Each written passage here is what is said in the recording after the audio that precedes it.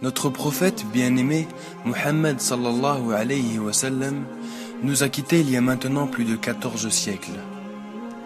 Lors de son dernier pèlerinage, le prophète sallallahu alayhi wa sallam prononça son sermon d'adieu.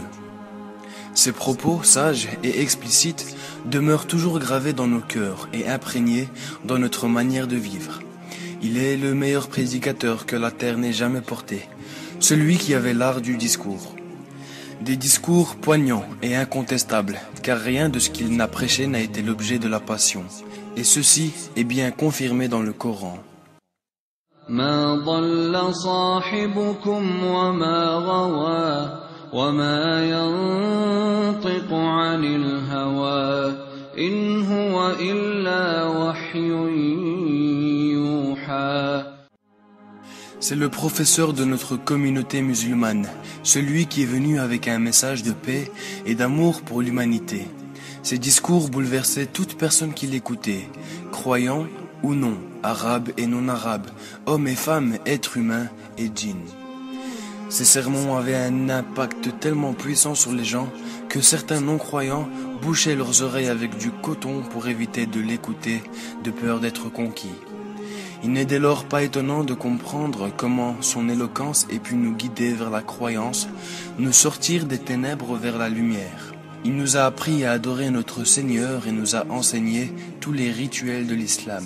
Ce sermon prononcé par notre prophète Muhammad sallallahu alayhi wa sallam le 9e jour de Dhul Hijjah de l'an 10 après l'Hégire dans la vallée d'Urana du mont Arafat. Il n'a fallu que quelques minutes pour le prononcer, mais son contenu est d'une importance capitale.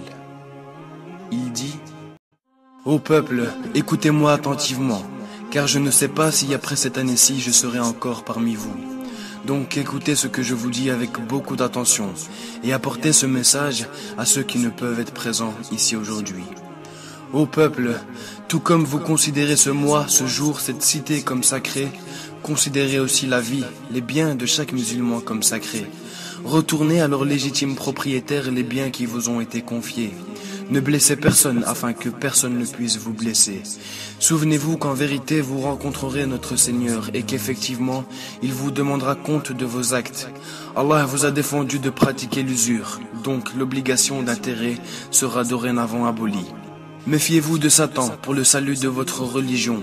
Il a perdu tout espoir de ne jamais pouvoir vous induire à commettre les grands péchés. Méfiez-vous donc à ne pas le suivre en ce qui concerne les petits péchés. Ô hommes, il est vrai que vous avez certains droits à l'égard de vos femmes, mais elles aussi ont des droits sur vous. Si elles se soumettent à vous, alors elles ont le droit d'être nourries et habillées convenablement. Traitez donc bien vos femmes et soyez gentils envers elles, car elles sont vos partenaires. Et il est de votre droit de vous assurer qu'elles choisissent leurs amis avec votre approbation, aussi bien que de ne jamais commettre l'adultère.